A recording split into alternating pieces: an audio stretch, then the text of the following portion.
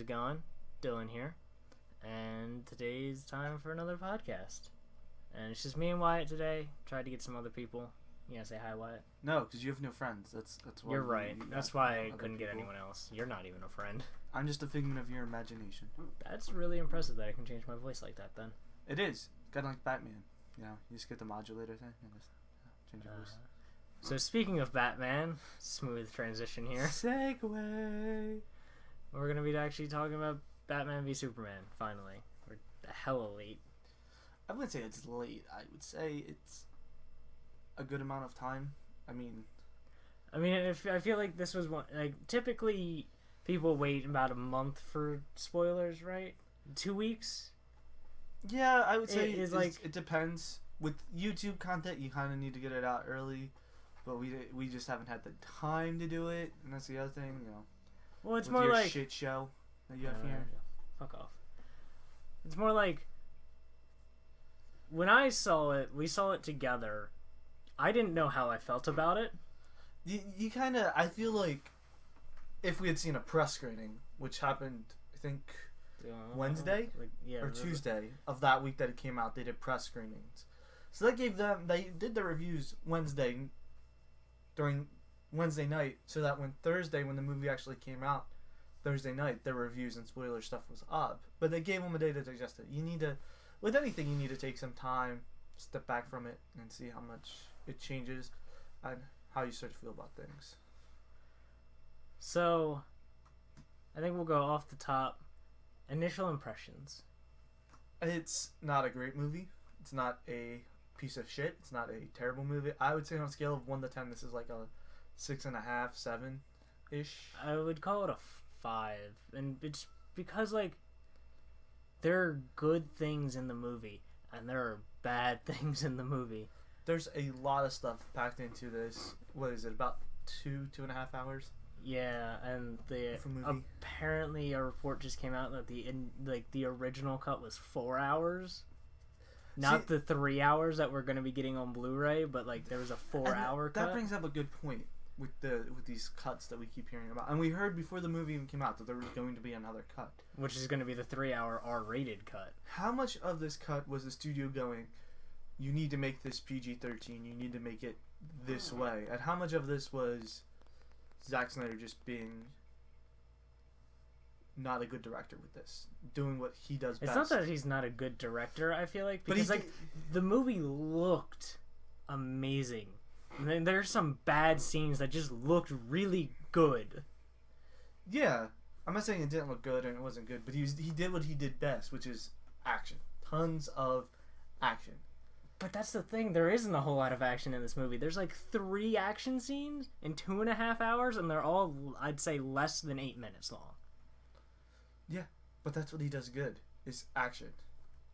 There's that big, dramatic, tension-building action. I would say this is on par with Watchmen. Watchmen, not a great movie. It's a good movie. It's not great. I liked Watchmen the movie because I guess I've never read the book. I have it. I own it. It's at the bottom of my big-ass pile of books to read, but need to get on that. Can't have a big pile of shit you have to read. When do I have time? I don't know. There's no time. You're talking to the guy that hasn't picked up his pools for like the past 2 weeks, so. Fair enough. To be fair, I haven't had anything to pool. So. I at least pick up my stuff once a week. Or twice a month usually. Well, some of us have real jobs. You don't even have a job right now. That is a lie. I had a job. You're in between jobs right now. You haven't started your new one yet. But I technically haven't left the other one. So. But in your mind, you've left already. Yeah, no. So. I left the other day I started. That's not what these people care about. All 3 of them. All 3 of them? Yeah, because that's how many subscribers you have. Yep, 3. Your mom, your dad, and yourself. Yep. So yeah, it wasn't terrible. It wasn't great. But then I kind of... This gave me the same feeling that I had about the other Batman movies. Like, this one feels... I would say this feels kind of like Batman Begins. You know what I mean? It's impressive, but it's like, this is going to lead somewhere that is going to be great. You know what I mean? I think if you think about it, you'll have the same feeling I have. You know, now that I think about it, I don't really remember that Batman Begins all that much. Nothing from that movie sticks out a whole lot. Exactly. And there's very few things in this movie that will stand out. Minus the terrible plan Ra's has. Like, I remember that. Yeah, to evaporate the water supply and fear gas everyone in the city. What? Exactly. You have bits and pieces of it that stand out. But after you're done watching it, you're like, okay. After digesting it, you sit through the movie, you sit there, you watch it and digest it. You're like, this is going to lead somewhere fantastic. And we know that's true. We know this is going to lead somewhere fantastic. Because we know, as Affleck has been confirmed to star and direct in a solo Batman movie, which I want to know where they're going to drop that in. I'm thinking 2018. I think they're going to push something. If I had to guess, they will push probably Cyborg. I hope they push Flash just for the more fan outrage to keep going, and they eventually just cast Grant Gustin. They can't though. They can't change the actor. Sure they can. They've already established who the Flash is in Batman vs Superman. No, they can change him. They can't because no one would care. No one would care. Because there's more people that are like, why isn't Grant the Flash for this? Because he's doing a fantastic job. But I get why. I understand why. The big thing is they want to have two different universes. Which is dumb. But I have a way to fix it. Because of what we've seen in both both in the TV universe and what we saw in Batman vs Superman. Crisis. Exactly. Which is a theory that a lot of people have. Right, because in the TV shows they've established with the Flash and with Legends of Tomorrow, Arrow, implied Flashpoint, and they've also implied and have shown that there are multiple universes or multi-Earths because they don't have multi-universe. They have multiple Earths. No, they have multi-universes because Flash went to Supergirl. There is a legitimate multiverse. I thought that was just another Earth. Technically, yes, but there being multiple Earths is a multiverse, so... And he's going to cross over with Gotham. Is he? Yeah, apparently. Apparently, DC's all over this let's jerk each other off thing. If he actually goes to Gotham, that'd be a reason to watch Gotham. Yeah, not really. Because that Supergirl Flash crossover was great. I haven't watched it. I don't watch Supergirl. We can watch it afterwards, because it's great. I might just... I have to watch it. But they've established it, and so if at some point in the future they decide, okay, we need to do something, these movies aren't working out, our TV shows are killing it, we need to bring these actors in. Well, like 3 or 4 of their shows are killing it, and one of their shows is tanking. What show is tanking? Well, not tanking, but not doing as good. Gotham's not doing nearly as well as Flash, Arrow. I'm not talking about that. They haven't crossed. I'm talking about strictly Warner Brothers shows, the shows that they control.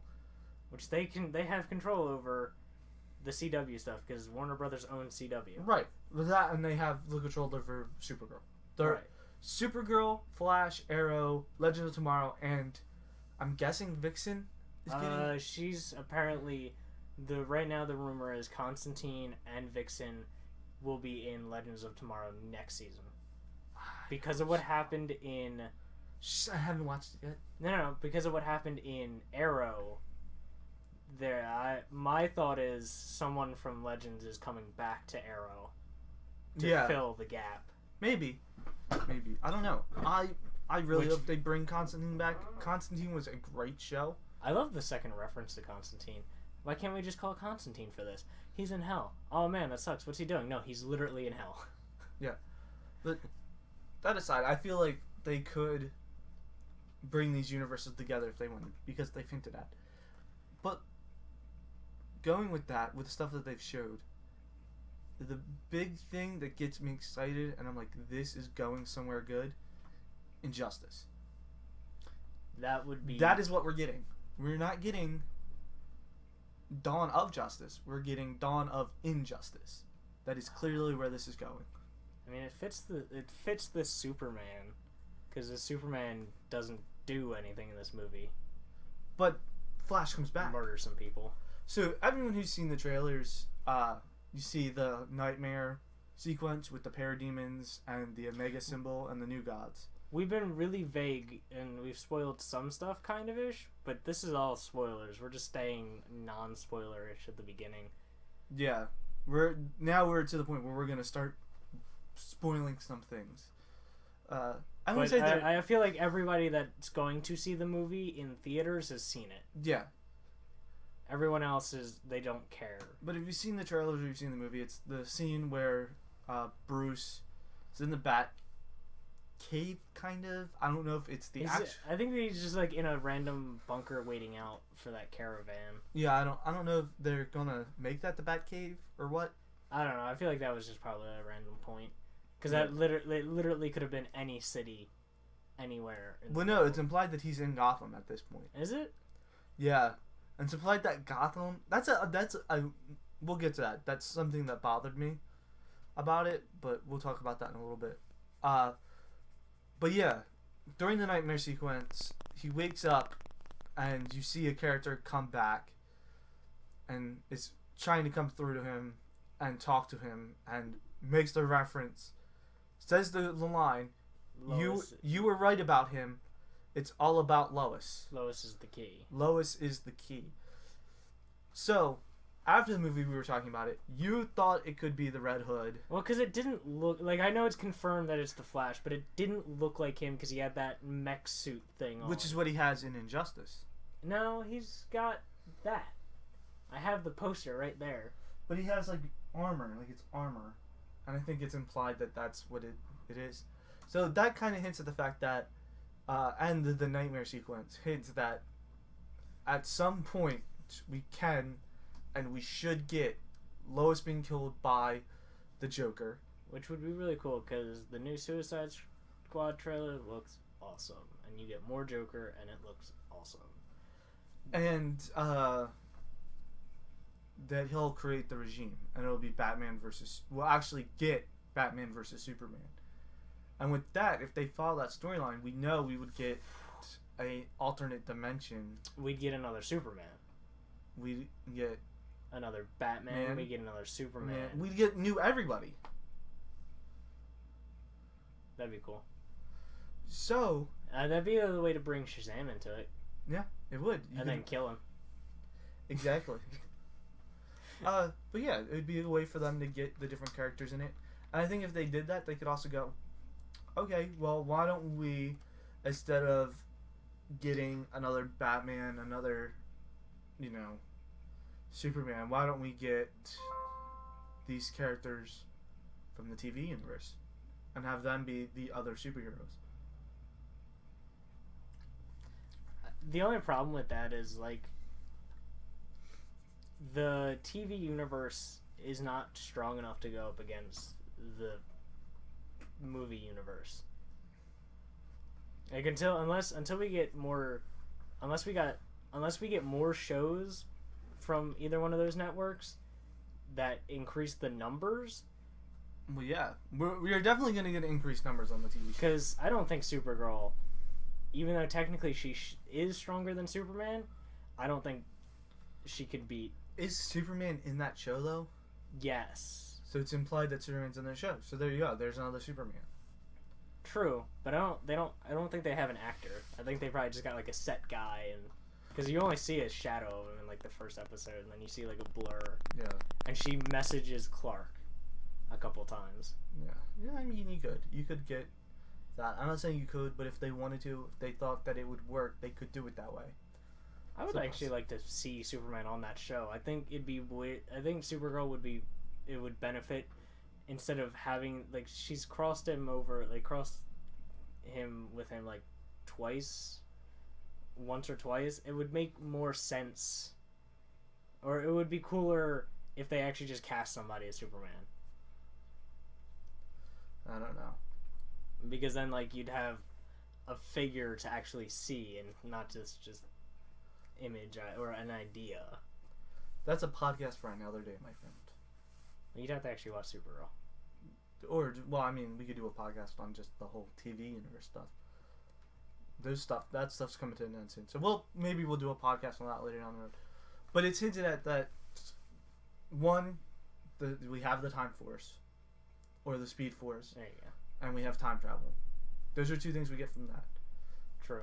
Which, if that was real, I'm pretty sure that was real. I know, but like it happens directly after the nightmare. Like, so you go from one dream sequence to another that's jarring. A nightmare. I think it's a vision, but why is Bruce Wayne having visions?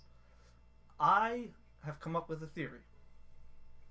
I'll hear your theory out, and I'll talk about another one afterwards. So my theory is, because we have the Flash coming back in time, we're having side effects of his time travel. And that could be the thing. So, kind of like in Days of Future Past, where time kind of slips together. You know what I mean? So it's kind of like that. So, it's not the sense that what we saw was going to happen. It's a possibility of what could happen. You know what I mean? So it's Bruce and his two selves kind of merging together at one point before the Flash breaks the timeline. That's kind of the theory I heard. Yeah, so it's kind of just like the timelines are merging / it's like bumping up next to each other. Yeah, exactly. So if you look at them like a Venn diagram, this nightmare happens in this sweet spot right before the Flash breaks both bubbles. So that's how I saw it. And that's how I took it after digesting it and talking to people and thinking about it. I still didn't totally like that scene, though. It was weird. But I'm still completely against Ezra Miller being Barry Allen. Like, I don't care if he's Wally. Make him Wally. And because Wally's the one that most people our age know. He was the Flash in the show, in the Justice League cartoon. I don't know. I think that's because Barry is just I mean, I know current people probably know Barry because of the show, but Barry is also the character that has had the most publicity, because Wally's only in the cartoons. No, he was the Flash for like 20 years. But Barry dies in Crisis on Infinite Earths in 1980, I want to say 83, and didn't come back till Flash Rebirth in like 2011. But just television. That's what I'm talking about. Based on television, Wally's only in the cartoons, which everybody the TV shows pretty much watched. But you have people from the 80s and the 90s with the Flash TV show. The odd Flash TV show. That super awesome muscle suit. Yeah. Which is kind of implied to be part of or multiverse of the new Flash TV show? Kind of ish. It's really bizarre because they directly reference that show every time Mark Hamill is... What do you mean? Every time Mark Hamill... You realize the guy that plays Barry's dad in the TV show is Barry Allen. From that show. But like when Mark Hamill's in it, they directly reference like scenes out of that show. Yeah, because he replays the Trickster. Yeah, and it's like implied that the Trickster was... Yeah, it's kind of bizarre on how they do that, but they've actually talked about potentially having a multiverse where the dad is Barry from bringing that show into their multiverse. Yeah. Anyway, that's TV podcast stuff. So what is your theory about that scene? No, that was... You said the same one.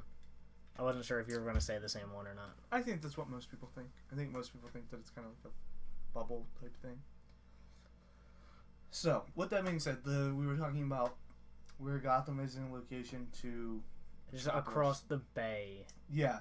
Which bothers me, because it is heavily implied that in the DC universe, Metropolis is in like Chicago. No.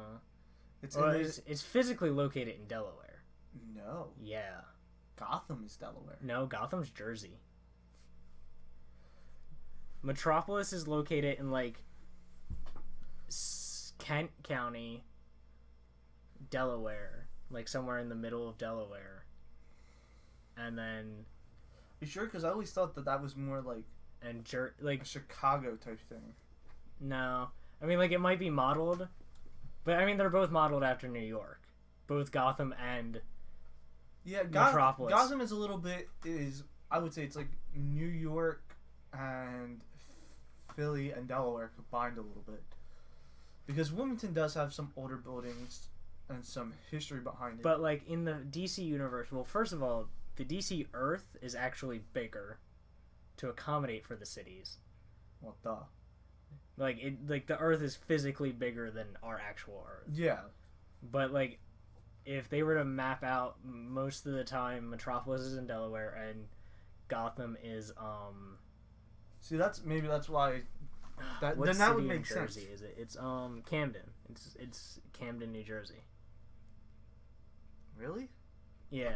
It's like where it's physically located, not what they're based off of, not what the cities are based off of, but the physical location. No, I always thought Delaware because it's implied that Gotham has big old city, right, with historic roots, but also has a waterfront and a harbor district. Camden has both. And, I just thought... And Philly's right across the bay from... Right, but Camden doesn't have a big port. Philly does. So maybe... But Wilmington has a big port, which is why I always thought it was Wilmington, because Wilmington has a big port. No, I always heard that... I mean, we could both be wrong. Yeah, we probably are. Some asshole in the comments will tell us, you're actually wrong, it's this. But for some reason, I always thought that Smallville and Metropolis were close together. And in this, it's implied that they are close together. No, I think it's just that Superman can travel really fast. Then maybe it's the editing, because Smallville is still Kansas. Yeah, which is why I thought Illinois, because Illinois and Kansas are kind of Midwest places. Yeah, I never actually thought to consider where Metropolis was. And isn't it Smallville? Isn't Metropolis near No, Smallville? Because Kent works for the Daily Planet in that before he becomes the Shadow or the Blur or whatever the fuck he is. I never watched Smallville. Neither did I. But yeah, that kind of bothered me that they were so close. I felt like they should have been further apart, because it seemed really fast when like he goes and visits Martha, and then comes back, and then Lex does the same thing. He kidnaps Martha, and then... Well, I mean, it's not like it's hard for him to send out a couple planes or whatever. Yeah, but it's like almost immediately. Or no, he sends a van, like people. Well, he could have been planning it, because he does... Like, Lex figures out who everyone is. He pretty much, at the beginning, knows who everybody is. From the... Like, Lex at the beginning of this movie, it doesn't specifically say it, but just know he knows everybody. Yeah. It's heavily implied that he knows everybody. Which is, like, kind of a cool thing, because just on the subject of Lex, I'm 2 parts on Lex. I wasn't thrilled with it, but at the same time, like, I understand that it's Lex Luthor Jr., and it's not the Lex that we actually know and hate. He's more of an eccentric... This is how I see it. The reason why they cast a younger person to be Lex is because they want somebody who's going to be the same age as Henry Cavill, who plays Henry Cavill, like, in his 30s? Yeah. So Ben Affleck's the old guy. Yeah, Ben Affleck is the oldest, but they wanted... No, Jeremy Irons. Well... Probably. A superhero. They wanted someone who was going to be relatively similar in age to Henry Cavill, the guy who plays Superman. Which is why they cast young. They didn't cast older. Yeah, but Bryan Cranston would have been cool. I don't know. But, so yeah, that's why they cast younger, which makes sense. And then they wanted to go with somebody that would be an actor that had some name power, right? Because if you look at this cast, everybody in this cast... Minus Superman has some kind of name. I say Henry Cavill... I don't think Henry Cavill has the same weight as Affleck or Eisenberg. Yeah. And I'm pretty sure he's billed under them, too. Like, I'm pretty sure he's billed under Lois. I believe he's third. With Ben being first, Amy Adams being second, and him being third. He actually is a... The lowest billed actress is... Gal Gadot. Yeah. Actually, he might be billed second, depending on how you look at it. Because I believe first is definitely Ben Affleck. Then on the... Let's see. Pulling it up now. And then... I'm going just based off... Yeah, it's Affleck, Cavill, Adams, Eisenberg. And then Diana Lane, who's Martha Kent, Lawrence Fishburne, Jeremy Irons. Yeah. So... I wouldn't even be surprised if... God, what is his name? Oh, fuck. Who plays Aquaman? What is his name?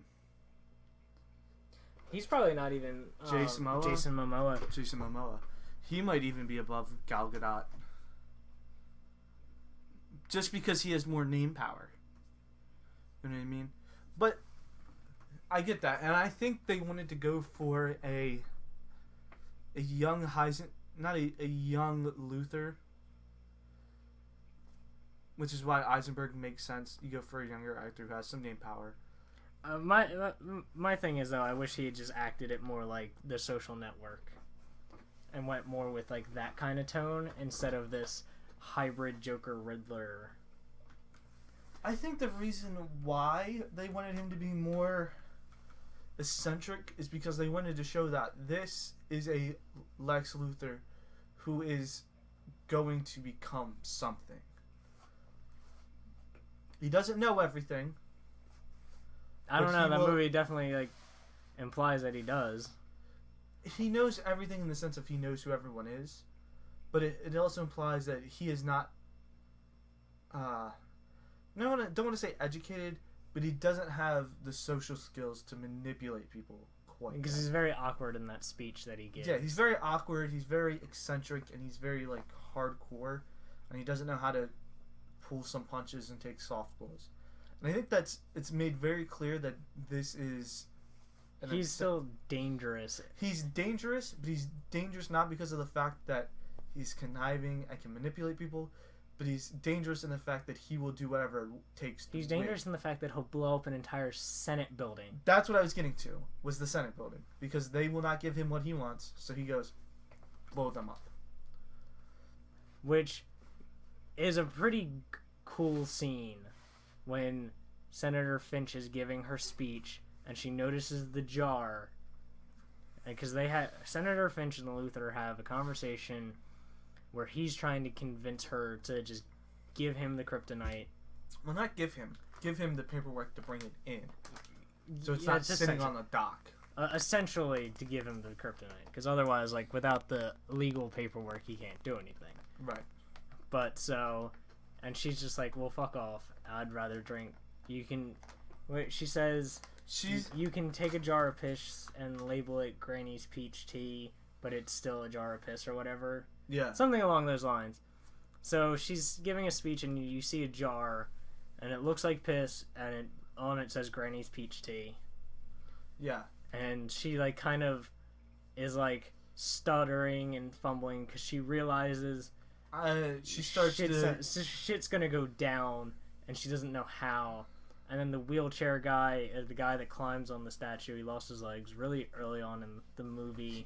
He basically lost his legs because of the Superman Zod fight.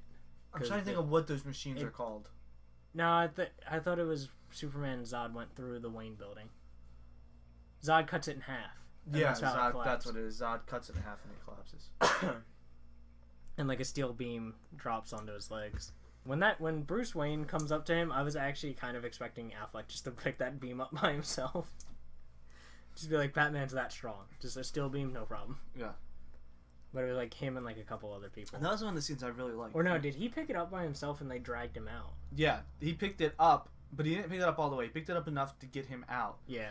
And they dragged him out, and you see his legs are kind of mangled, and he goes, I can't feel my legs. I can't, that classic line. I can't. And he saves the little girl. Yeah. Which I thought was great. Oh yeah, there's a good chunk of the opening scene.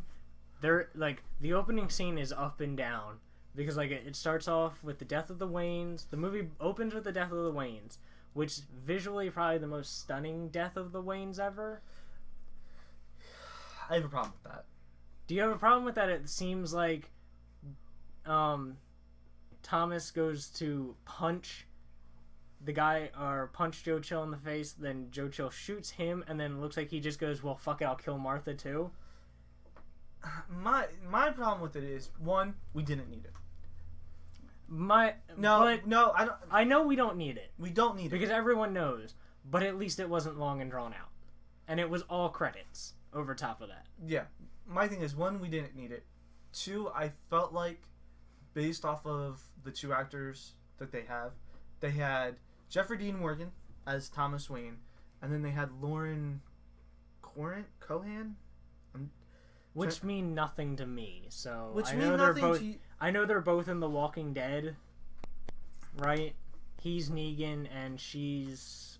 She plays Maggie. She's a pretty big part of the group. Lauren Cohan. Which bothered me because during the week that this came out and weeks after this, did Maggie die? Who knows? It ended with cliffhanger. But it's this big implied thing that somebody is going to die when Jeffrey Dean Morgan shows up on The Walking Dead. And to me, it's like, I get it that they might have not known that he was going to be cast, but I feel like but it doesn't matter really. They're just two people. They're two actors who get paid to die. Like, that's what their scene was. They got paid to die. It doesn't really matter. Did they though? Yes. There's multiverse. So we can go into the Flashpoint, but we wouldn't have to cast those same people. Although, if Jeffrey Dean Morgan is being Negan in The Walking Dead, and I know Negan's like really brutal or whatever, he'd be a really great Thomas Wayne Batman. I will put this simply that Jeffrey Dean Morgan is typecast in a lot of things, and Negan is one of those things that he's typecast as. He is just like a bad guy. Not a bad guy, but take the comedian, arrogant. Oh yeah, over he's the same guy. Yeah, Jeffrey Dean Morgan played the comedian, and a rapist. Which is why he came back for this, because him and Zach are friends. I didn't know that. Yeah, him and Zach are friends. Now that you say it, now I see it. I gotcha. But Thomas Wayne is actually like a pretty decent human being. I'm not saying that he's not. Like, the comedian is a good guy. He's not a bad guy. He's a rapist. That's fuzzy.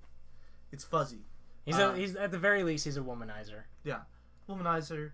And a misogynist. Yeah, kind of a loudmouth. Kind of runs his mouth a little too much. But overall does good. Negan is similar in the sense that he's an arrogant loudmouth, and depending on your perspective, is either a good guy or a bad guy. Well, considering that Walking Dead follows Rick's group and they're technically the protagonists. Yeah, he's an antagonist, I would say, but if you look at it from the other side, and he shows up and just straight murders someone, so I mean, I guess we can take a tangent. Do you want to take a tangent? Because we're going down a tangent. That's what I feel like. Let's get back to the movie. So that was okay. I just thought it was unnecessary. We didn't need it. I thought the Pearl thing looked really cool. Oh yeah, and that's the other thing that bothered me about the scene is it looked cool, but do you know what it looked like? My problem with that scene is they weren't actually in the alley. They were in front of it. But the thing that bothered me, another thing that kind of bothered me, is that it's very reminiscent of The Watchmen and their opening credits. It's a slow motion thing too, isn't it? Yeah. And I believe there is a Pearl scene in that. Really? Yeah. Huh. My biggest problem with that scene was them not being in the alley, and then it looks like when Chill, although he's not, I don't think he's titled as Chill. I don't know what he's titled as. I'm just calling him Joe Chill. This is what he's in the comics. Typically. But like when he shoots Thomas, because it looks like he's just mugging them at first for the sake of it, and then after he shoots Thomas like on accident, like he looks like he goes, well, fuck it, I killed this guy, let me just kill this bitch. Like he looked like he just completely flipped. Yeah. After one shot. Damn it, Wyatt. And then I didn't know it was on, my bad. Like, so he just kind of completely flips for like really no reason. It seems like, but it does. But like, we'll find out more later, I'm sure. Hopefully, but it does. But I do like the gun. Like when he goes and points it at Martha, like it catches the pearls, and then the pearls like explode. Yeah. No, it was filmed good. It's a nice, beautiful shot. Which, if we want to get nitpicky, how many pearls were on that necklace? I don't know. A lot. It seems like a rather big one. Yeah. They seemed like rather small because there's only supposed to be like 37 pearls or something. Like Batman knows how many pearls were on that necklace, and it's like in the 30s or something like that. I don't know. It's like a really specific number. It wouldn't shock me if it's a specific number. If someone knows, just let us know in the comments. I'm sure they won't. No. So we have that. That kind of that was good. I like that. Yeah, and then following is, because we were talking about the opening scene, the funeral, and then the bats starting to fly Bruce, which threw me the fuck off when I first started watching it, because I'm like, Batman can fly? I think what? it bothered all three of us, because we all turned to each other. I was going to say, we all looked at each other and were like, what the fuck? What? And then he immediately says the dream, and it's like, okay. Yeah. I still didn't like that, though. Still didn't like it. I also didn't like the man-bat thing that popped out of the that jump scare? Because that got me. That got me, too. I think all three of us jumped a little bit. Yeah, because like I knew that was going to happen, too. Like, as soon as the blood started oozing, I'm like, something's coming out of this crypt. But I was not expecting the giant bat monster. I was thinking, like, dead corpse of mom, like... And there was just an abundance of, dream sequences. I thought maybe with that, it also, we might have gotten, like, maybe who got killed by the Joker type thing in that. Apparently that's in the longer cut, like, more about the Robin that died. Yeah. There's a little bit more to it. My guess is it's gonna be Jason Todd. I really hope it's Jason Todd, but my problem is I don't want Zack Snyder directing any more of these movies, because Man of Steel was alright. I had my problems with it, just like everybody. Me and our other friend Jeremiah talked about this the other way. This is how I think the Batman movie is going to be before Justice League Part 1 or after Justice League Part 1. I think it'll be before. I would hope this movie... I would hope it does... Because I think Suicide Squad is going to be a bit of the past and a bit of present day. After... Oh, yeah. It's after Man of Steel, but before Batman v Superman. No, it's implied to happen after Batman v Superman. Yeah. Either way, I think a part of Suicide Squad's happening in the past, and I hope the Batman movie does the same thing. Like, so we get the information about the Robin, but then we get, like, the Red Hood story. Yeah. But I also, like, would like Nightwing in that movie. I'm trying to see if they gave it a date. Justice League. So I really hope that they don't fuck it up with the Robin that's dead and make it a combination of Robins. Just like, let's have all of the Robins. Dick, Jason, Tim, Damian. So Justice League we can have Stephanie next year. So that is after Wonder Woman. So my guess is the first half of 2018 we'll get the solo Batman movie. Which is going to push back Flash and Cyborg. Yeah, it'll push those back. And what will happen is, with that... And Aquaman? That pushes back Aquaman too, doesn't it? I have no idea. Because Aquaman happens I thought it went Wonder Woman, Justice League, Aquaman? I don't know. Cyborg? If WB is smart, they'll modify the Marvel thing. With the fact that we had Batman vs. Superman so early in the year, I feel like they could do this. We're not getting it. Oh yeah, we're getting Suicide Squad in August, and we're getting Justice League in November of next year. Which filming on that should start soon, or it's already starting. Who's directing that though? Is it Zack Snyder? It's Zack Snyder. Part 1 is confirmed. Is Zack Snyder. So, here's what I'm thinking: if we get Justice League Part 1, we'll see how that is. If it gets good reviews, Zack Snyder will stay on board and will direct the next one. Which is surprising that they didn't kick him after this, because Man of Steel and this weren't critically well received. Contract. However... Oh, is he? He was contracted for 3 movies? I believe after Man of Steel, when they decided they were going to do this multiverse, he got contracted for 3. So this would be Batman v Superman would be 1, Justice League 1 and 2 would be 1. I think they should have just paid him off of it to go, because he doesn't understand comic books. What do you mean? Doesn't he write comic books? No. Not Zach. Scott. Oh, Scott Snyder. Is the Batman writer. Sorry. Are they related? I don't know. But what me and Jeremiah were talking about was about this was if they want to, what we think they should do is that they should make it to where, one, we have to figure out which cut is better. Is this other cut, this director's cut, better than the original cut?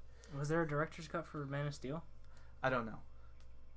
But we know there's a director's cut for this. So if the director's cut is better than the original cut, then we have to go, it's not his fault. It's the studio meddling. So if it's the studio's fault, with Justice League, they need to back off.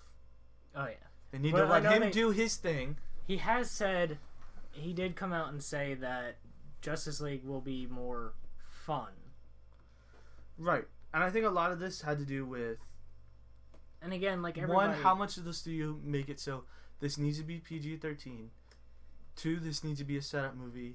And we want to have the death of Superman. But the thing was, the movie didn't have to be R. Like, it was fine as a PG-13 movie because most superhero movies are. Just because, like, PG-13 works for superhero movies, other than Deadpool. There's only a small handful of comic book characters that PG-13 can't work for. Right, but I think an R could have worked for this. I think with an R you could have gone a little bit more over the top. However, yeah, did it need to be R? No. To be totally honest, the scenes I remember most from this movie are just all Ben Affleck's. Yeah, because Ben Affleck is the best Batman in the acting sense.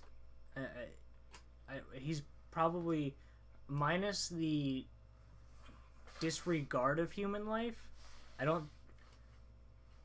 Part of my thing about the movie was I didn't like Batman killing, but then I thought about it and I listened to some other like reviews and stuff, and it's not that Batman directly murdered anybody, it's that he did not give a shit what happened to these bad guys. Exactly, and that's what I love, because it is implied with him being Batman and what he does that, one, he knows that his actions have consequences, and he knows what those consequences could be. But it implies that this is a guy who has been through this multiple times and has seen what happens when these people get out, and how hard this fight is, and how hard it is to save anyone. Yeah, I think the crueler nature happens when Jason dies, or whatever Robin dies is when he goes, this is cruel. This is serious. Or do you think that's when he retires? I don't think he ever retired. I thought it implied that he wasn't Batman. See, that's the other thing. It's not very clear on whether was Batman Batmaning the whole time was he Batman the whole 20 years that they say, or had he been on hiatus before Superman showed up? Yeah. I don't know. Because it's unclear. It's unclear. And I think that could be, maybe that's what the Batman solo flick will be, because we don't know when that's going to take place. No, which again, why I hope it's a little bit of, like, past, getting to, see Batman be Batman with the no-kill rule, and... But he didn't kill anyone. I mean, yeah, he caused a lot of deaths. He may not have directly killed anyone, but he caused a lot of deaths in this movie. But you could say that about any other Batman. A cinematic Batman. Yeah. Well, that's what I'm going on. I said he's the best actor to play Batman. Come on. No one could beat Kevin Conroy as Batman. True. But his Batman also doesn't blatantly murder people. or at least blatantly caused the death of people. He Yeah. has. But then again, Tim Burton's Batman was really murderous too. Yeah, well, so was fucking Nolan's Batman. Nah. Yeah, bullshit. He let Liam Neeson die. He let a bunch of people die. I'm sorry, he let a bunch of people die. Did he? I only remember him just going, "I'm not gonna save you." Well, but like he's like, you know, when he pushes the guy off the roof, he goes, "The fall won't kill you." Fuck you. That a fall can kill somebody. Well, I mean that happens in Daredevil. Daredevil throws that guy off the roof into the dumpster, and he's still alive. But that's what Batman does. Does the same thing. But they could die. They could have caused the death. Could have caused the death. Could have, but didn't.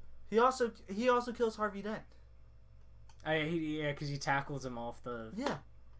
And that fall is less than the fall from the guy that fell into the dumpster. I think it's because he also landed on Harvey, too. Whatever. But, you know, those car accidents he caused, that's indirectly. It doesn't say anyone died in those, though. It also never implied that anyone died in the Avengers movies, but now we're seeing that, yeah, they killed a bunch of people. Well, 74 people died in the first Avengers movie. The second one, a lot of people died, but it wasn't the result of... It's indirectly. Doesn't matter. Not really. It's indirectly. Well, I was going to say Age of Ultron is kind of Tony Stark's fault, but... Yeah. But it's not like...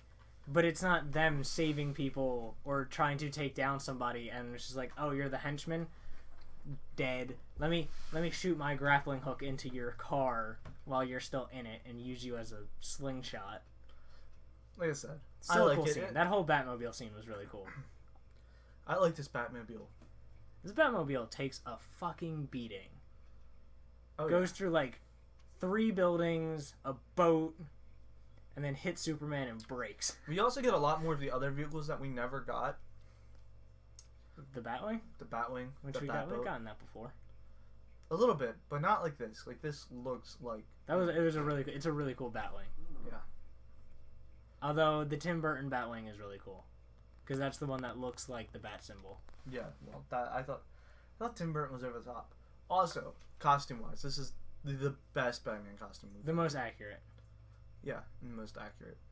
Because like I feel like the comics adopted the Nolan style bat costume with more armor after the movies.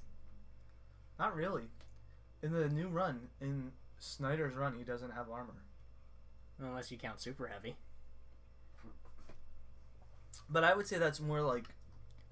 Like Jim Gordon outside of the suit doesn't have like any armor. Well, neither does Batman outside of the suit. But it's more like... And I would say Super Heavy, that armor stuff is more like a combination of the armor that we got in this, which is kind of like the Dark Knight armor, power armor stuff, and kind of like a mech suit kind of stuff. Like it's a... Well, from Super Heavy, yeah, but like I mean, like regular Batman, he looks like he's got like his suit. No, not in Endgame, not in the run that I've been reading. From Endgame up, he doesn't have armor. Even the new suit, he doesn't have armor. Really? By the way, the new suit is awesome. I hope we get the new suit with like the yellow accents or whatever. It's the Rebirth one. Yeah, Rebirth. So it's a gray suit with black trimming. The bat symbol is blue and there's yellow outline. Yeah. That one? Yeah. For those of you who don't know, I have a... obviously you don't know because you can't see. I have the DC previews. And the new suit is... Oh, I was wrong. It's a blue cowl. Blue gloves. And blue trimmings with a... Pretty much the best way to describe it is a combination of the 66 Batman and the modern Batman. Longer ears, though, than the 66 Batman. Yeah. Oh, which, you know, New 52, Superman's dying. Yeah, that doesn't surprise me. And he's being replaced with the old Superman. Yeah. And the kid that him and Lois have. In case anybody's wondering, we're talking about Rebirth, which is going to show what happens when... It's not even what happens. It's just like they're redoing the universe without doing a big event behind it. It's just happening. Yeah, but Rebirth is technically the event that's happening, as what it's going to be called. So what is going to happen is they are going to bring back some characters from pre-52. However, some characters are going to retain 52. So the two big ones that we know that are retaining 52 are almost everyone. The two bigs that I know that have been confirmed are Batman is staying, Batman, and I believe Arrow is staying. He's changing. Really? He is definitely going back based on like the preview for Arrow. Like the current Arrow doesn't have the Van Dyke whole goatee mustache thing, and like just reading the description, like they're changing Arrow. So then who else is? So then I thought Arrow was. I know Batman is. I know the only Batman character that's changing is Dick. They're going back to Nightwing. Actually, technically, he already is Nightwing again. Is he? In Titan's Hunt, he's Nightwing again. But that's not canon with Batman and Grayson, is it? Yeah, because he starts Titan Hunt as Grayson. Oh. And then changes into. I actually kind of like Grayson. I read it and it was good. Like they're apparently. But that's really a tangent. We've gone way off topic. Yeah, we have. I guess that's how much fun we had with Batman v Superman. We just rather talk about other things. Better things. Yeah, I'm trying to think of. I felt like Doomsday was rushed. Oh my god, that was I had hope because like in the trailer you see him and he has some protrusions, but when he first comes out he's nothing. So I'm like, oh cool, he'll evolve, and he does, but only once. Pretty much. Yeah, maybe twice, depending on how you see it. Like he doesn't get that many protrusions, and totally, Batman probably just shouldn't have been in that fight. He should have stayed behind the car that he ducked under the first time. And then I think Wonder Woman could have taken him. Yeah, like by herself, she probably could have taken him because the sword was magic. Yeah, this is weird. Some of the stuff that they like honed in. I thought that he was kind of rushed. Although leading up to it, I did like the interviews with the guy who plays Zod, Michael Shannon. Yeah, like all that. His interviews about what he did in the movie, even though he's not in the movie at all. Like a dummy corpse, and he might have done the mocap for Doomsday. No, he didn't. No, it's confirmed he did. He was never on set. The dummy is actually a prosthetic that they made. That's amazing. Yeah, but he talk like there's a bunch of podcasts where you can interviews where you can hear him talking about it. I would definitely listen to the Nerdist one. Yeah, when he talks about it, it's hilarious. So yeah, I thought Doomsday was rushed, and I also felt like the death was kind of dumb. He could have thrown Wonder Woman the spear. And that scene leading up to it, it was like like on screen should have just been flashing Superman's about to die, because he's like, I love you, Lois, and she's like, oh no, don't go, and it's like he flies straight on. Superman's fast enough, he probably could have just flew around Doomsday and stabbed him in the back, and not got stabbed. I don't know. By the dumb bone protrusion of a hand that Doomsday got because Wonder Woman cut his fucking hand off. Yeah. But I feel like they wanted to shoehorn it because of all the press that has been out this past year with the death of Superman. Because it's the anniversary. It was an anniversary of the death of Superman, right? 1, you have the anniversary. 2, I believe late last year, early this year is when John Schnepp's documentary, The Death of Superman, what really happened, or what happened. That movie. It's a great documentary. If anybody wants to watch it, I recommend it. Totally watch it. I believe really good. You can watch it if you have HBO. It's on HBO Go, HBO Now, as well as you can go to johnschnepp.com and get it there, or thedeathofsuperman.com or something. And it's thedeathofsupermanlives.com. It's every letter of that. For every first letter. Yeah. That's how they abbreviate the website, and I forget what all the letters are. Yeah. But yeah, check that out. And I feel like that's why we got it. It's because there was so much press around the death of Superman. It was this big event. And I feel like this may be a way for them to go,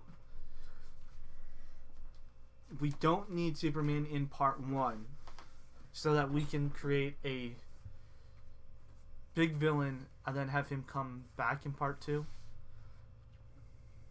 That's what I feel. I feel like I know Justice League's probably just going to be like a setup movie, but I really wish it had like I want a setup movie to have its own like you want an Avengers. You don't want a Age of Ultron. Because Age of Ultron was just, I liked Age of Ultron, but it's so set-up-y. Yeah. I feel like, but the thing with Age of Ultron though is that it has a satisfying ending. You don't want Justice League to not have a satisfying ending. You don't want to have like the Walking Dead ending. You don't want a big cliffhanger. You know what I mean?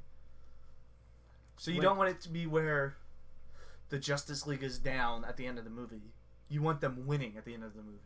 Or even if they are down, have a scene showing Superman or someone or the cavalry coming, whoever they decide to bring in. Yeah, it'll probably be Superman. That would be my guess. Is that because the way the movie ends is it's the funeral for both Superman and for Clark. Yeah. And I believe it's Superman's casket funeral is where we see the dirt move. Clark's. Because Lois throws the dirt onto the casket, and then you get the zoom in close up of the dirt that starts rising. Yeah. Which is the way, like every time Superman takes off, the ground around him just kind of rumbles. I love that he creates just a sonic boom every time he takes off. It's very interesting. But yeah, I felt rushed towards the end. I felt like that was kind of shoehorned in there. You need to talk about shoehorn scenes. The Justice League introduction. That's the other thing that fucking bothered me. Is that Aquaman is in the fucking posters. He got an entire poster to himself. And the Flash has more fucking screen time than Aquaman. And it's like, so like, Aquaman's poster isn't for BVS now. It was just a Justice League Part 1 poster. Like they made a Justice League Part 1 poster already and put it out. Yeah, he's not in the... And he looks dumb as shit in that scene too. Yeah. Like, Jason Momoa looks cool, but what he does is dumb as shit. Just float out very slowly, look at the camera, and then stab it and take off in a sonic boom under the water, which was cool. Yeah. But like... But I thought for sure we were going to get Aquaman. No. Going this, mind you, I'm the kind of person, a week out from a movie, I stop reading anything about it because I don't want spoilers everywhere. Yeah, I stopped before then. Yeah. If I really want to see a movie, I won't like. I won't read reviews. I won't nothing like that. A week before, because usually I tend to see the movie before it comes out, anyways, like the day before. Well, the midnight drops. Releases. Yeah, we go to those. But I mean, there were press screenings and stuff like that during that week. So during the week, I know press screenings are going on, so I tend not to read reviews and stay away from that kind of stuff. A lot of people are good about reviews and spoilers, and they'll usually do 2 different reviews. Yeah. However, news sites, not the best. Oh no. But yeah, it's not a bad movie. It's not. The rest of that Justice League setup thing, Cyborg had the coolest one. Cyborg's was really cool. See, I thought out of all of them, the one I liked the best was Wonder Woman's. Hers was just a picture.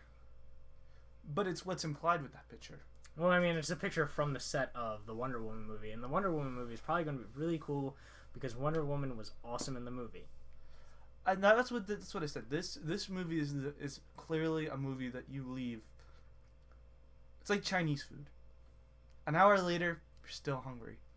And after watching this movie, you're still hungry for a movie. You want the other movies. I walked out and was like, I want the Wonder Woman and I want the Batman movie. You want these other characters' movies. And I don't want another Superman movie. And if there's going to be another Superman, I want him to be good at Supermaning. Because Superman in both of these movies has just been bad at being Superman. Because he's based on the New 52 Superman who doesn't know what he's doing and is really bad at a lot of things. Here's the problem with that, though. Is you can't have an established Superman. Unfortunately. We can now. He's died. People mourn him. Yeah, now we can. That's what I'm saying. Going forward. But I'm saying with the Man of Steel and this movie, we couldn't have a Superman that had been around for a while who wasn't trying to figure out his powers because they tried that. It didn't work. Because it's been so long since we've had an actual Superman movie. I think they could have. They tried that. No, it didn't work. They did that with Returns. And Returns was a giant flop. Yeah, but it had... Returns is different. They had other that movie had other problems. That movie was more boring than this. Like, but all you have to do is... But one of the problems was that it was already established and people didn't know where... A lot of people didn't realize that that movie was continuing or finishing off the Reeve saga. Yeah. Also, the problem with that is that Bryan Singer. No, I don't like Bryan Singer. You don't like... I like the X-Men movies, though. I don't... Like, they're okay. They're like this. They're good, but I want more. No, I always... First Class and Days of Future Past, I really He didn't do First Class. No? He No. did Days of Future Past, though. He did Days of Future Past was the one he came back for. I liked Days of Future Past, though, and he cleaned up the universe. Did he, though? He cut out the shit. Did he? He cut the shit Because now he's fucking it up again. He cut his own movies out. Yeah, but he's still fucking it up. How's he fucking it up? What do you mean? So, in his universe that he established with Days of Future Past, it essentially goes First Class and then Days of Future Past. Because he pretty much cut out all the other movies. No, because at the end... And now Deadpool, actually. Wolverine goes back, and we see Patrick Stewart as Xavier. Yeah, but that doesn't mean X-Men 1, 2, or 3 happened. Because Jean's alive, too. But, and here's the other thing. It doesn't mean that some of the stuff in those movies didn't happen. So, one, Sir Patrick Stewart and Sir Ian McKellen, Xavier and Magneto, both meet Jean Grey when she's 5. But now she's a teenager! That doesn't mean it's the first time they're meeting. What do you mean? When else would they have met? Because it's implied that... She's waking up in the mansion. Right. But Patrick Stewart and Ian McKellen, right, are older actors. Okay. Who plays... Fassbender? No. Or McAvery? McAvery and the girl that plays Jean Grey in this are relatively the same age. She looks really young. She doesn't look anywhere as close to the age She of is 25, I believe. I'm pretty sure McAvery's like in his 30s, though. His early 30s. They're not that far off. They're a few years... I would say they're at most 6 years apart. But I'm pretty sure Jean in the movie, she might be played by like a 25-year-old, but she's being betrayed as a much younger... Well, yeah, that's what Sophie Turner does. She's 20. Oh, yeah. And I'm going to say Patrick is probably... McAvery is... 36. So they have a 16-year Yeah, that's... But still, But she's playing a younger character, so it's fine. But it's implied that they meet when she's 6, and we never saw them meet, and we know that they have never met. Because when... And this is a tangent. We're going back on a tangent. Here we are. You're going to have to cut all this out. No. But Wolverine mentions the name. Logan mentions the names. Because he says, make sure you still find Scott, Jean, Storm, and somebody else. Rogue? Does he say Rogue? I don't know. But that doesn't mean... So if Jean is younger, being played... She seems to be about 15, 16 in this movie. Right. That doesn't mean McAvery doesn't go and just find her after that movie. After Days of Future Past, he probably goes and starts finding some of the X-Men. Right, but assuming that, then that would mean that this movie would need to be set in the 90s. It's in the 80s. But it's in the 80s, which makes no sense because Days of Future Past happens. I think you're misinterpreting some things. I'm not. You are. You're an idiot. That's all it is. You're wrong. wrong. You can sit there and you can be wrong. You're wrong. But yeah, back to Batman versus Superman. We keep going off topic. This is podcast is just all over the place. We always go off topic. This is like a superhero clusterfuck. Man, we've covered a lot of things. That's the title of the episode. Superhero clusterfuck. Yeah. The BVS review. Yeah. We talked about the movie, reviewed it for a little bit, and then we kept going off on these wild tangents. We keep coming back. That's all that matters.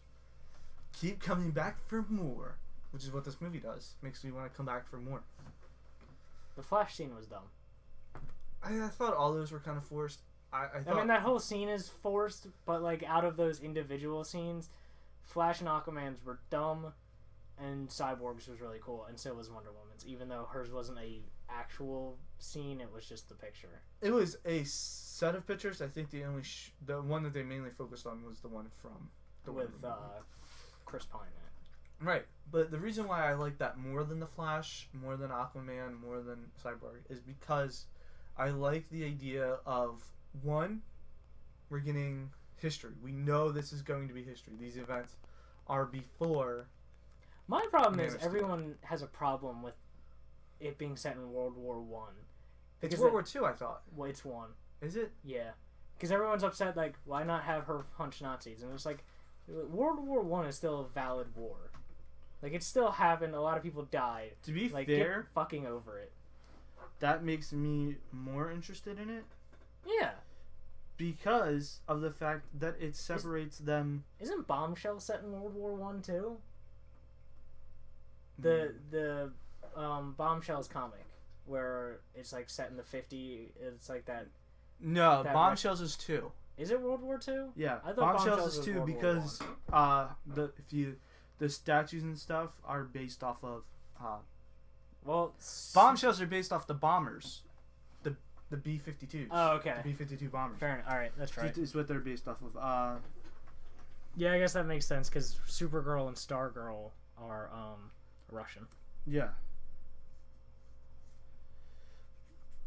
But yeah, that takes place during World War II because it's the B-52 bombers, and it's also why the statue of Harley and the Joker is the kiss. That's right. All right. Yeah. But yeah, if it takes place in World War I, that makes me more interested because of the fact that we're not going to have people go, oh well, you know, in World War II there was Hydra because that's where Captain America takes place. Yeah. 2. So it kind of will give them some separation about that. No, I'm excited for the Wonder Woman movie, and I'm okay with it being in World War One. Like it's still valid. Like not every war movie has to be fighting Nazis. Yeah, no, it doesn't. Which is why I have a problem with people having a problem with it being set in World War One. Like, yeah, like we can fight other characters than Nazis. Like I know they are like the world, like the real world's ultimate evil, and like actual like supervillain organization, but still can fight other people. Yeah, and you're right. I looked it up. It is World War One. I just wanted to double check. But yeah, to me that's perfectly fine. That's World War One. But the reason I like Cyborg's scene the best is because it introduces a mother box, which is something that will be important later on. I feel like. Well, did you see that scene? The extra scene that. No, I didn't watch any of that stuff. They just, I guess Warner Brothers just kind of released it, and it's Eisenberg before he gets arrested. Like the police are coming in to the Kryptonian ship, and he's still in the afterbirth of Doomsday, and like something kickstarts, and you see. Oh yeah, I've seen images from it. You see, it's either Steppenwolf or Darkseid's father. Yeah. I think it's been confirmed that it's Darkseid's father. Yeah, but you see one of the new gods. And he's got 3 mother boxes. Yeah. So we know we're at least going to get the new gods at some point. Which is cool. I would imagine maybe Justice League, maybe Part 2. I think Part 1's gonna be Doomsday. I think it'll be pretty close to that Justice League War animated movie. See, I feel like they should wait until they establish the Green Lanterns. Until they do everything? Yeah, but they're not going to. They're not, because that's like the last movie on their slate. It's like the very last movie, and I wish they would have Hal in like... Because like, I want them to actually have... Do you want Hal, though? Yeah, I do. I want Hal. Hal's my favorite Green Lantern. And then Jon Stewart. I feel like the way they're heading, we could get one of 3. I think there's really only 2 though. There's only 2 that they would actually pick from, and I think if they went with Jon Stewart, it would be because they're like, hey, we need someone of a different race in this cast of white people. Which, granted, like, Momoa's not white. He's Samoan. Is Ezra Miller white? Yes. Is he? He looks... I think he may be Arabic or Middle Eastern descent, but I would still say he's white. He doesn't look like them. Is Gal Gadot white?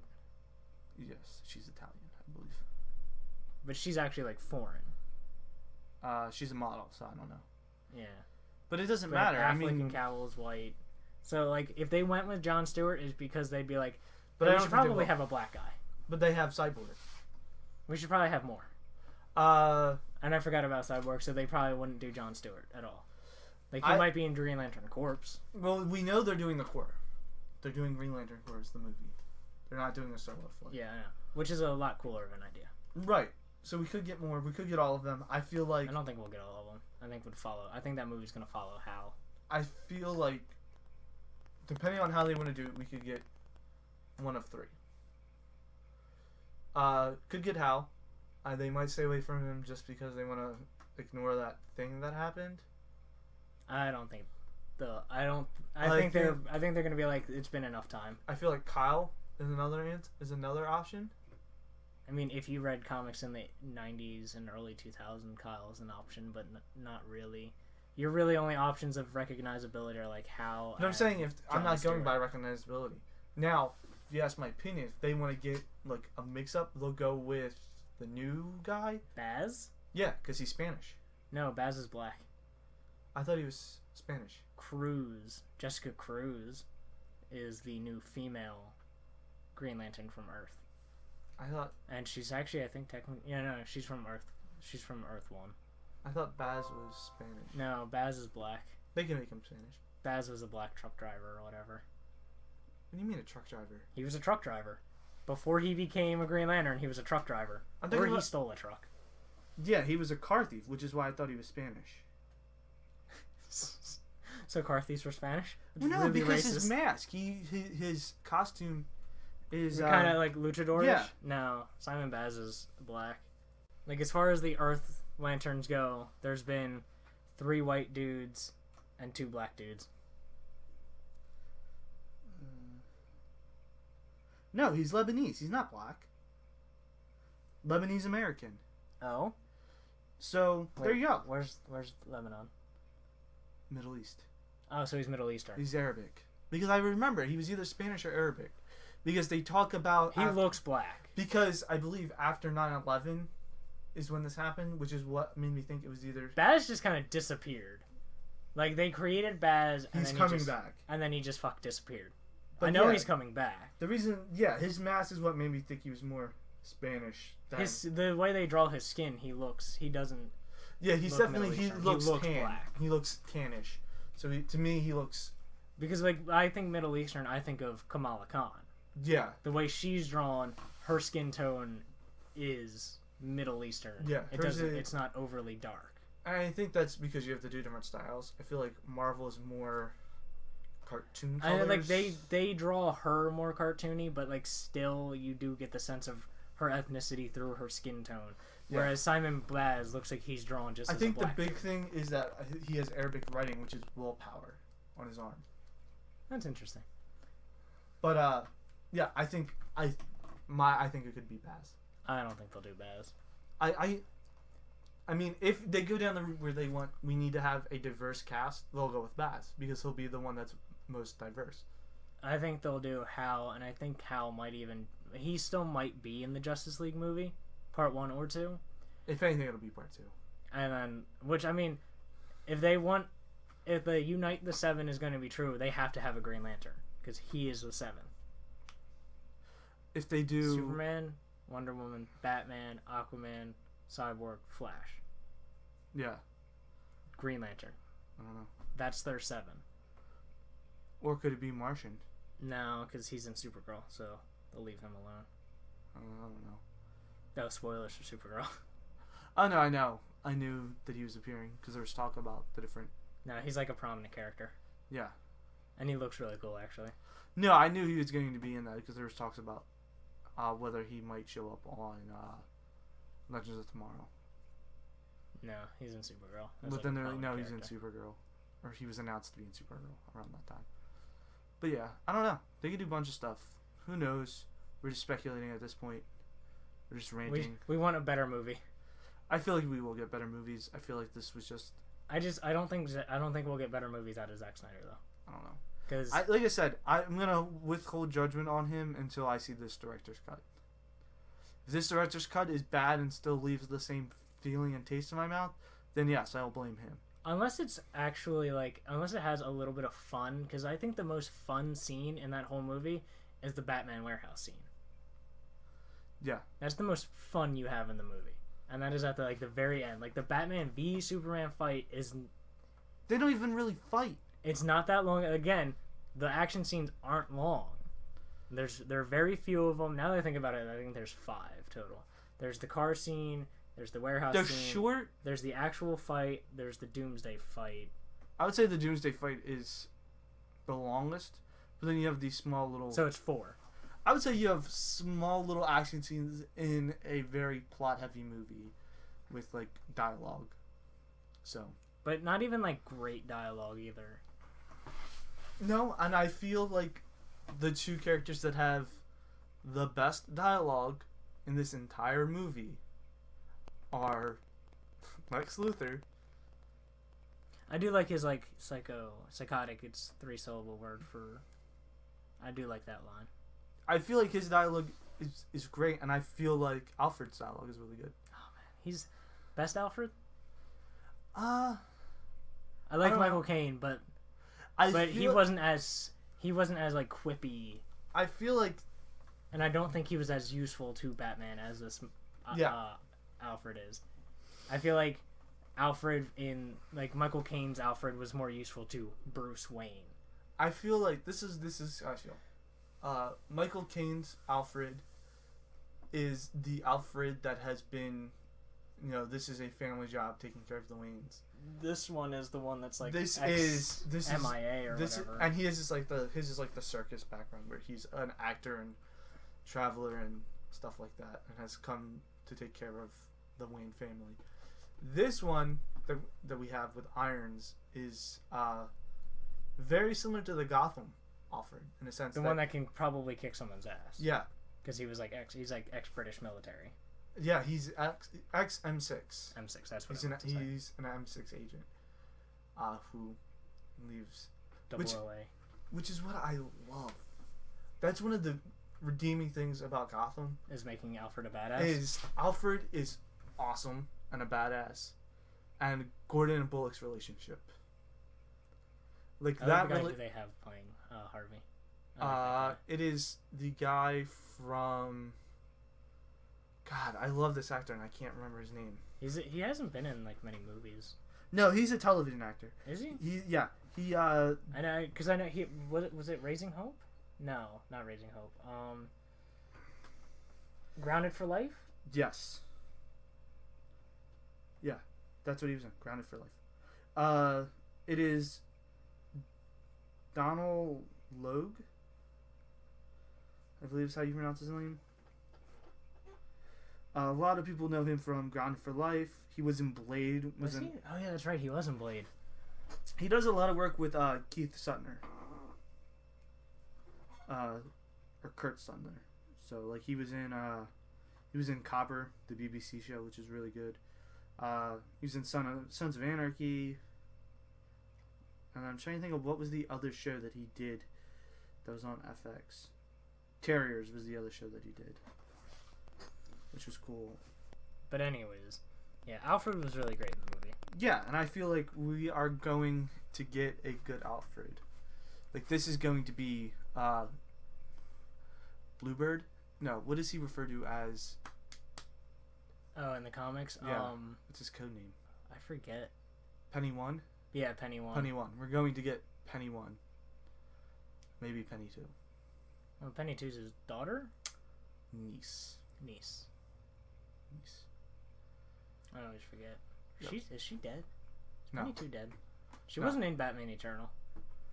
Or No, she wasn't in Batman and Robin Eternal. She's in Batman Eternal. Or is she in Endgame? It's implied that she leaves after Endgame. Oh, okay. Because she takes over for Alfred when he loses his scene. Alfred wasn't in Batman and Robin Eternal either. Then again, neither was Bruce until the very last issue, so. But yeah, I think there's good characters in this. The dialogue was a little lacking. Superman was bad. I honestly can say Superman was probably my least favorite part of this movie. I would say Doomsday was my least favorite part. I don't even... I was going to say I don't consider him a character. I just consider him a part of the plot. Least favorite character would probably be... I don't like Lois. I liked what they had her doing. No. She was actually doing stuff. Although, pretty much the worst character is Jimmy Olsen. So bad and so dumb. It makes me so mad because I like the Jimmy Olsen they have in Supergirl. The one that didn't get shot in the head? Yeah. Yeah, still alive. And a black guy. That's weird. You can't do that. He's white in the comic books. He's a ginger. You need to get him played by a ginger. That's rude. But, yeah. I mean, I'm sure we'll be back and eating crow when the directors come out. Well, you will. If the director's cut is good, you'll be eating crow, saying it's Zack Snyder's fault. But I feel like it's the reason why this movie did so poorly is because a combination of plot holes, the script not being developed as much as it should be, as well as poor dialogue and plot holes. The dialogue and the plot holes. So the script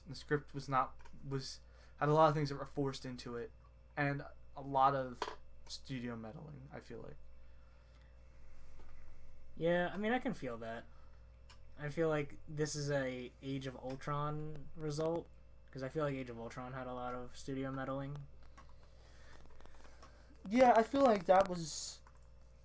Not to go off again, since we're trying to... I mean, we're just comparing things. Yeah. We don't have to go off on a tangent.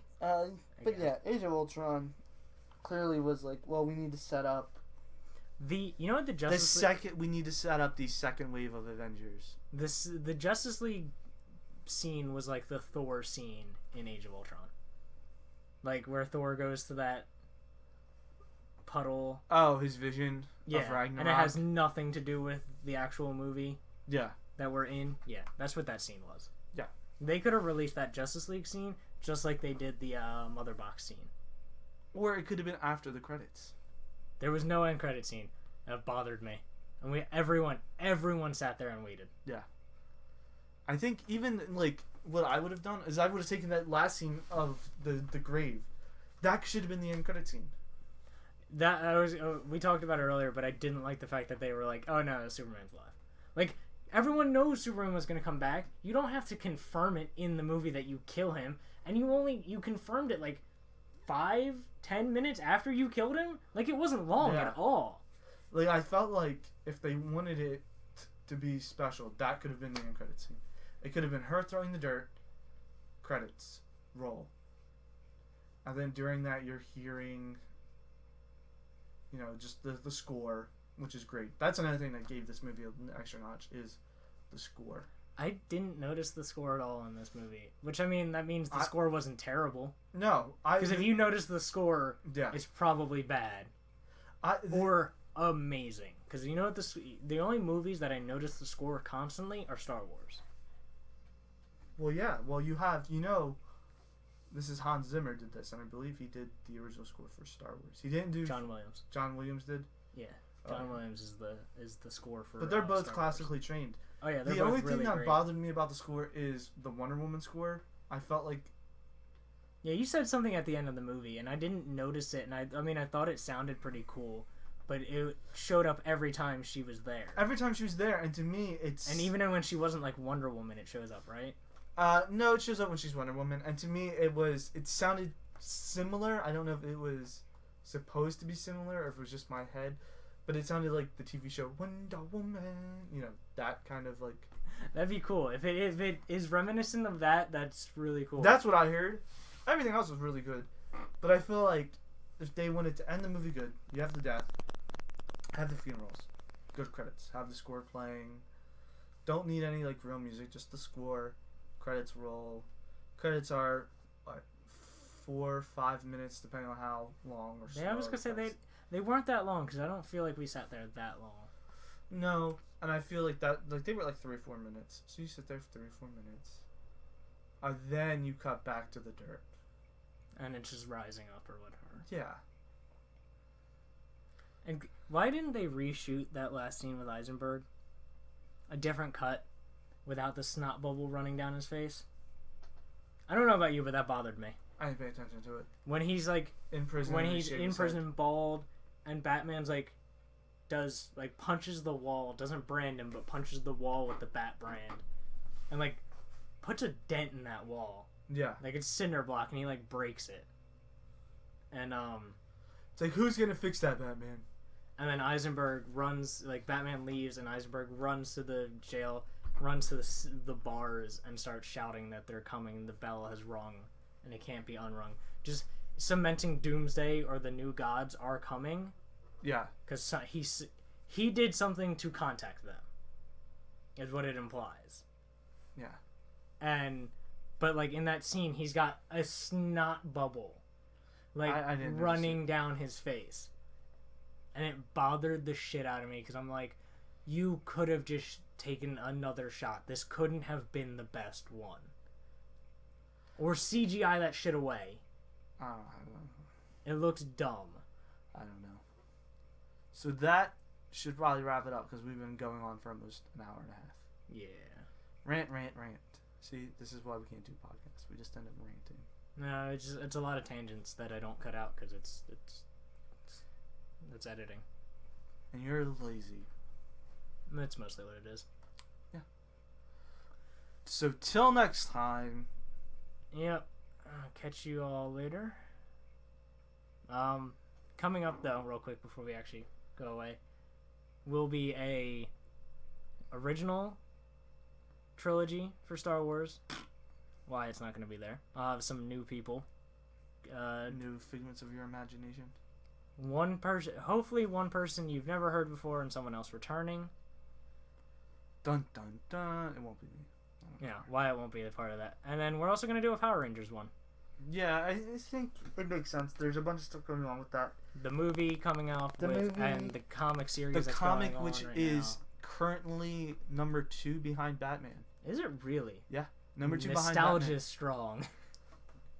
So I think, number 2 behind Batman. So it's Boom Comics' biggest hit right now. Boom Studios. And they have a bunch of them, but none of them seem that interesting. They have Bill and Ted Go to Hell.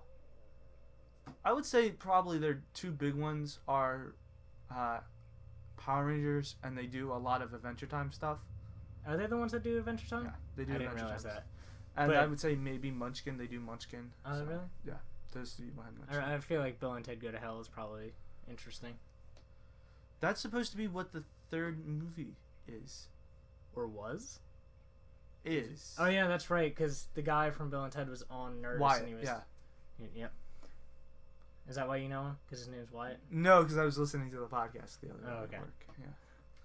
But yeah, so we have a Power Rangers one coming out. We'll probably also do sometime in... Oh, that will probably have a new guest, too. May-ish, we'll do Civil War. Yeah, around Civil War. Because I feel like Civil War I won't have to digest on. I feel like I'm going to just enjoy Civil War. Yeah. And then we'll see. Maybe we'll do X-Men, maybe we won't. Probably not. Depends on how you feel about it. I'll probably do X-Men. Don't like Bryan Singer. I'm going to watch it. I'm not going to... I'll enjoy it. They're good movies. I just don't like his directing. I think he's a shitty director. He's also a douchebag. If you will understand my opinion. Well, you've seen it, and I didn't hear your opinion. But after watching Death of Superman Lives, kind of gives me. He was in that. Yeah. I don't remember him. I really. They talk about him heavily in it. I really only remember Tim Burton and Kevin go Smith. Rewatch it, and then you'll see why I feel like he's a terrible person. And John Peters. Like, those are the three people that I remember from that movie. Yeah, go rewatch it then. I hate John Peters. Oh yeah, the hairstylist guy. Yeah. He's not that great either. But yeah, go rewatch it, and you'll see why I don't like him. I want to own it. I want to buy it. Because it's really good. Again, we'll just suck Death of Superman Lives dick some more. I thought for a documentary that was crowdfunded by a guy who's truly a fan, he did a great job. Out of like a small handful of documentaries I've seen, it's definitely like up there. Yeah, it's a good documentary. Check it out. Till next time. Catch y'all later. Peace out.